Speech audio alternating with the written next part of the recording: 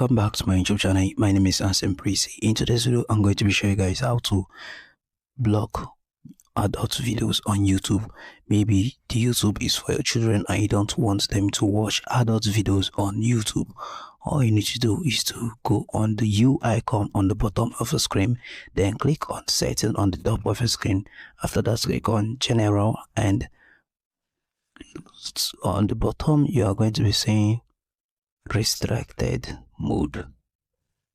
Turn it on, then it is done.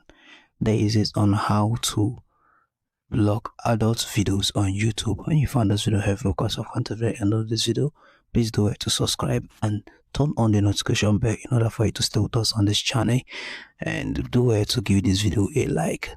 See you guys in the next one. Bye.